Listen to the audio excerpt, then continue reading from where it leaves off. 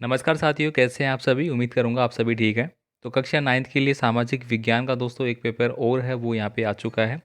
ये पेपर दोस्तों किसने भेजा है, कहाँ से भेजा है, कोई नाम नहीं भेजा है मुझे। तो उम्मीद करता हूँ कि आपकी परीक्षाओं के लिए ये पेपर बिल्कुल सही साबित होगा। तो चलिए, मेरे पास जो भी पेपर आया है मैं आपको एक बार उसको सारा आपको रीड करके बता देता हूँ कौन कौन से आपके लिए इंपॉर्टेंट है। बाकी दोस्तों और भी पेपर के आने की संभावनाएं हैं, जैसे ही आता है तो मैं आपको वो ज़रूर दे दूँगा। ठीक है, तो चलिए अपन स्टार्ट करते हैं। ज़्यादा देर नहीं करूँगा मैं। और काफ़ी समय से काफ़ी विद्यार्थी वो लगातार कमेंट भी कर रहे हैं कि सर पेपर बनाइए। तो साथियों आज थोड़ा संडे था, तो संडे को तो थोड़ा सा फ्री रहना मुझे भी जायज़ है। और थोड़ा सा मैं क्या है, शहर से गाँव गया था, इसलिए थोड़ा डिले हो रहा था। तो चलिए अपन यहाँ पे स्टार्ट करते हैं। पूरा पेपर है वो मैं आपको बता देता हूँ यहाँ पे। और इसके अलावा आपसे रिक्वेस्ट है, चैनल को सब्सक्राइब कर लेना यारो। और 9th क्लास का जो ग्रुप बना दिया है मैंने अलग से वार्षिक परीक्षाओं के लिए, आप उसमें ज्वाइन हो सकते हैं। और आपसे रिक्वेस्ट है कि वहाँ पे आप वार्षिक परीक्षाओं के पेपर की डिमांड ना करें। वो जो ग्रुप हमने जनरेट किया है वो आपकी वार्षिक परीक्षाओं के लिए है, ताकि जो साथ आपका और हमारा यहाँ है वो वैसा का वैसा वार्षिक परीक्षाओं में रहे, इसलिए। तो चलिए अब स्टार्ट करते हैं, ज़्यादा देर नहीं करते हैं। पहला क्वेश्चन है यहाँ पे पूछा गया है, 1789 की फ्रांस की जो क्रांति के समय फ्रांस का सम्राट था वो कौन था। तो ये आप सभी जानते हैं, लुई 16 था। और इससे पहले भी दोस्तों मैंने एक पेपर बताया था आपका, उसमें भी ये पर्सन थे। अब इस पर्सन में दोस्तों दो क्वेश्चन छिपे हुए हैं। कैसे कि फ्रांस की जो क्रांति हुई थी वो कब हुई थी, तो 1789 में। तीसरा है 1789 में किसकी क्रांति हुई थी, तो फ्रांस की क्रांति। और कौन सम्राट था, तो लुई 16। ठीक है, तीन पर्सन बन गए। और ये तीनों पर्सन अलग अलग पेपर में आ चुके हैं अभी हाल ही में। ठीक है, तो आप ध्यान रख लेना भाई, थोड़ा सा दिमाग से आप ध्यान रखना। आगे देखिए, 18वीं सदी में फ्रांसीसी समाज कितने स्टेट में बटा हुआ था। तो दोस्तों 3 स्टेट में बटा हुआ था। ये पर्सन दोस्तों 2 पेपर में आ चुका है, जहाँ तक मैंने अभी बताया है। देखिए यहाँ पे तो आपको ऑब्जेक्टिव टाइप में पूछा गया है। एक जगह पूछा गया था जहाँ पे आपको वन लाइनर में लिखना होता है। तो वन लाइनर के हिसाब से भी आप इसको याद कर लेना, क्या कि फ्रांसीसी समाज 3 स्टेट में बटा हुआ था, तीनों का नाम आपको लिख देना है। आगे देखिए, यहाँ पे नाथीवाद का जो उदय है वो हुआ था। तो ये दोस्तों उदय कहाँ पे हुआ था, जर्मनी में हुआ था। ठीक है, तो यहाँ पे जर्मनी आपको ऑप्शन का सही करना है। इसके अलावा दोस्तों नाथीवाद है वो का जो मतलब उदय हुआ था, उस समय जो शासक था वो कौन था, मतलब एक प्रकार से हिटलर का शासन, हिटलर के समान शासक बन गया था। वो भी आपको थोड़ा पढ़ लेना है भाई। अब देखिए अगला प्रश्न है, एक स्थलीय भाग जो 3 और समुद्र से घिरा होता है उसको अपन क्या बोलते हैं, तो प्रायद्वीप कहते हैं। ये लास्ट जो आपके परीक्षाएं हुई थी पिछले साल, उसमें ये प्रश्न ऐसा कैसा आया था। और हो सकता है कि इस बार भी कहीं ना कहीं आया ही होगा। आगे देखिए, यहाँ पे अगला क्वेश्चन है, वुल्लर झील किस राज्य में स्थित है। तो ये तो आप सभी जानते हैं वुल्लर झील का। तो यहाँ पे दोस्तों आपको बता दूं कि जो छात्र अलवर ज़िले से देख रहे हैं, या फिर बाड़मेर के हैं, या फिर जयपुर के हैं, चूरू ज़िले के हैं, तो इनके लिए दोस्तों ये प्रश्न पत्र बहुत इंपॉर्टेंट है, क्योंकि यहाँ पे अभी आपका सामाजिक विज्ञान का पेपर नहीं हुआ है। ठीक है, तो ये सभी के लिए इंपॉर्टेंट है।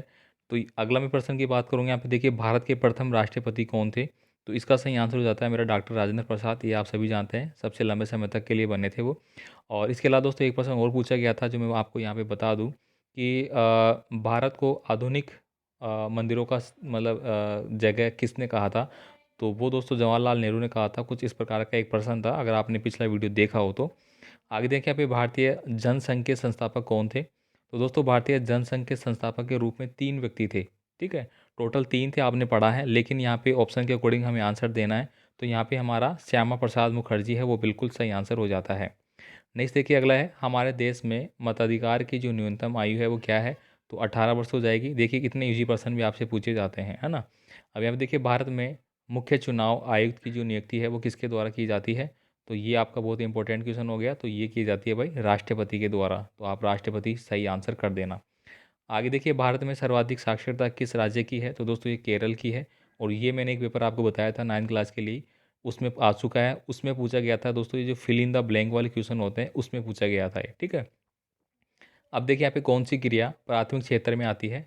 तो कृषि आती है, बिल्कुल आती है। मत्स्य पालन है, तो मत्स्य पालन कृषि से ही जुड़ा होता है। वानिकी ये भी से जुड़ा होता है। तो उपयुक्त सभी मेरा सही आंसर हो जाएगा। तो ये प्रश्न दोस्तों आ चुका है आपका। 2-3 प्रश्न जो भी पद मैंने देखे थे पिछले और जिलों के लिए, उन सब में ये प्रश्न आ चुका है। इसके साथ साथ दोस्तों मैंने द्वितीय क्षेत्र, ठीक है, और जो आपका तृतीय क्षेत्र है, तीनों का आपको बता दिया है। आप ध्यान रख लेना भाई, तीनों में से 100% ये प्रश्न आ रहा है। इसके बाद देखिए, यहाँ पे प्राय किस उद्योग में मौसमी बेरोजगारी देखने को मिलती है। ये प्रश्न भी आ चुका है। तो इस प्रश्न का आंसर मैं चाहूँगा कि आप फटाफट मुझे कमेंट करेंगे। इसके अलावा दोस्तों जो बेरोजगारी वाला क्वेश्चन है बड़ा, वो भी आपके आ रहा है। प्रच्छन्न बेरोजगारी हो गई, मौसमी बेरोजगारी हो गई, शिक्षित बेरोजगारी हो गई, ये आप देख लेना मेरे भाइयों। जितना हो सकता है आप सबों की मदद की जा रही है, जितना हो सकता है मैं आपको पेपर में समझाने की कोशिश करता हूँ, इन प्रश्नों को आप अच्छे से देख लेना। आगे देखिए यहाँ पे अगले क्वेश्चन आपके आते हैं, सरकार के बारे में मांतेर्क्यू का प्रमुख विचार क्या था?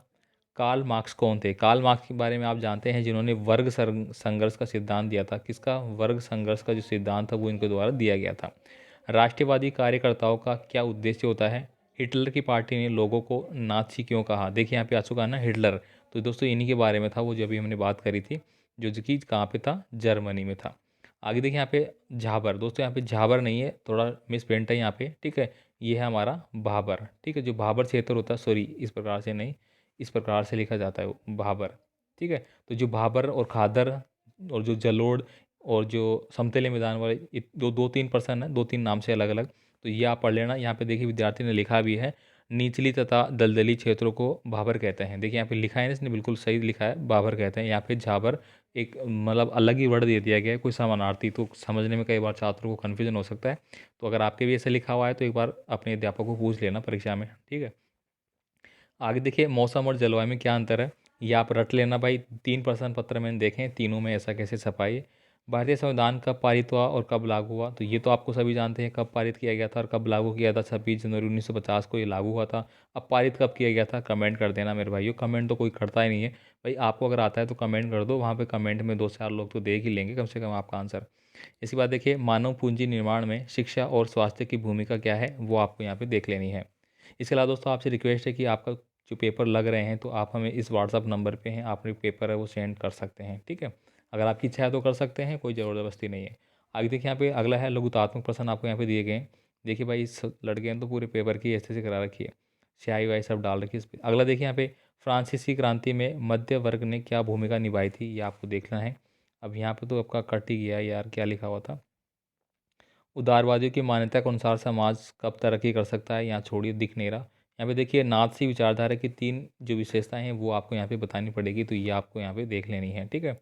नेक्स्ट देखिए अगला जो क्वेश्चन था यहाँ पे, कर्क रेखा भारत के कितने राज्यों से होकर गुजरती है? तो दोस्तों यहाँ पे देखिए ये प्रश्न आपको 100% मिल रहा है सभी एग्जामों में, तो इसलिए आप इन सबको एक बार याद कर लेना, क्योंकि ऑब्जेक्टिव टाइप में ये प्रश्न आ चुका है, जिसमें आपको पूछा गया था कि इनमें से भारत की जो कर्क रेखा है, सॉरी भारत की ओर पर जो जाती है कर्क रेखा, इनमें से किस राज्य से नहीं गुजरती है, वो यहाँ पे पूछा गया था, ठीक है। तो यहाँ पे देखिए राजस्थान है आपका। इसके बाद देखिए यहाँ पे गुजरात है, मध्य प्रदेश है, पश्चिम बंगाल है, त्रिपुरा है, मिजोरम है, झारखंड और छत्तीसगढ़, इन सभी से गुजरती है। लगभग ये 8 राज्य हैं, 1 2 3 4 5 6 7 8। इसके अलावा कोई नाम आएगा तो आपको उसको मतलब गलत की श्रेणी में बताना पड़ेगा, बाकी ये आप याद कर लेना, बहुत अच्छे से लिखा है यहाँ पर। तो आगे देखिए यहाँ पे लिखा गया है हिमालय को मुख्यतः कितने भागों में बांटा गया है? तो दोस्तों हम हिमालय को है तो यहाँ पे देखिए 2 भागों में बांटा गया है, तो यहाँ पे लिखा भी रखा है इसने। बाकी आप अपनी किताब के हिसाब से पढ़ना भाई, हिमालय को कितने भागों में बांटा गया है। अगर मोस्टली मैं बात करूँ तो हिमालय को तो 2-3 भागों में बांटा गया होगा, जो ऊंचाई के आधार पे, फिर जो भी आपकी कंडीशन है किताब के हिसाब से देख लेना। यहाँ पे देखिए संविधान सभा क्या होती है, भारत की संविधान सभा के अध्यक्ष का नाम लिखिए। तो दोस्तों इसके बारे में आप अच्छे से लिख सकते हैं। दोस्तों यहाँ पे कुछ लिखा गया है, इसके द्वारा पढ़ के देखते हैं क्या लिखा है। लोगों द्वारा चुना गया प्रतिनिधि को संविधान सभा कहते हैं, तो ये दोस्तों बिल्कुल गलत बात है। यहाँ पे लोगों के द्वारा जो चुना जाता है वो प्रतिनिधि हमारा क्या होता है, एक प्रकार से लोकतंत्र का एक भागीदारी होता है, जो कि हमारी जो लोकसभा है उसका क्या होता है, सत्ताधारी मुखिया होता है, जिसको अपन प्रधानमंत्री बोलते हैं। लेकिन दोस्तों जो संविधान है, संविधान हमारी बिल्कुल ही अलग चीज़ है भाई, उसका कोई एक प्रतिनिधि हम चुन नहीं सकते उसके लिए। संविधान हमारा क्या है, एक प्रकार से भारत देश का एक कानून है, ठीक है, जिसमें कि भला प्रधानमंत्री हो चाहे राष्ट्रपति हो, अगर उसका उल्लंघन करता है तो उसकी भी सज़ा उसको उसकी बेस पे दी जा सकती है, ये अधिकार उसमें है, ठीक है। भारत की संविधान सभा के अध्यक्ष का, देखिए संविधान सभा के अध्यक्ष की बात की गई है, तो भारत की संविधान सभा का जो प्रथम अध्यक्ष है, वैसे तो सच्चिदानंद सिन्हा को बनाया गया था, लेकिन स्थायी रूप से डॉक्टर राजेंद्र प्रसाद को बनाया गया था, ठीक है। तो ये आपको पढ़ना है भाई, ठीक है। यहाँ पे देखिए ये चीज़ इसने सही लिखी है, संविधान सभा के अध्यक्ष डॉक्टर राजेंद्र प्रसाद थे, लेकिन ये जो ऊपर लिखा है ना चुना जाता है प्रतिनिधि, ये ठीक नहीं है, ठीक है। चलिए आगे देखते हैं अपन। भारत के मानचित्र में राजस्थान के 3 पड़ोसी राज्य आपको बताने हैं, या फिर भारत के मानचित्र में भारत के 3 पड़ोसी देशों के बारे में आपको यहाँ पे दर्शाना है। आगे देखिए यहाँ पे अगला है, नदियों की कोई 5 आर्थिक महत्व बताने होंगे। चुनाव क्या है, लोकतांत्रिक शासन व्यवस्था में चुनाव की क्या ज़रूरत है? ये प्रश्न आप पढ़ लेना भाई, ये प्रश्न अलग अलग लैंग्वेज में आ रहा है, यानी कि लोकतांत्रिक क्या होता है, लोकतंत्र क्या होता है, ये आप देख लेना भाई। इसके साथ साथ ही दोस्तों अगला प्रश्न है, क्या संचित क्षेत्र को बढ़ाना आवश्यक है, अगर है तो क्यों, ये आपको बताना है। इसके बाद देखिए निबंधात्मक प्रश्न था, ये देखिए लोकतंत्र क्या है, इसकी विशेषताएं। नेक्स्ट प्रश्न आ ही चुका है आपके, देखिए लोकतंत्र वाला, इसको आपको देख लेना है मेरे भाइयों। तो यहाँ पे दोस्तों टोटल 31 प्रश्न इस पेपर में पूछे गए थे, तो यहाँ पे मैंने पूरा डिस्कस कर दिया है सारे प्रश्नों को एक बार, जो कि आप काफ़ी समय से वेट कर रहे थे। तो इनको आप देख लेना भाई। मैंने बता दिया कि आपका बाड़मेर का हो गया, अलवर हो गया, जयपुर हो गया, जिन और चूरू हो गया, और भी कोई ज़िले होंगे ही वहाँ पे अभी ट्रेंडिंग चल रहा है, तो ये सब देख लेना भाई। इसके अलावा जो भी पेपर आएगा मैं फटाफट आपको देने की पूरी कोशिश करूँगा। मिलते हैं अगले वीडियो में, एक लाइक ज़रूर कर देना भाई।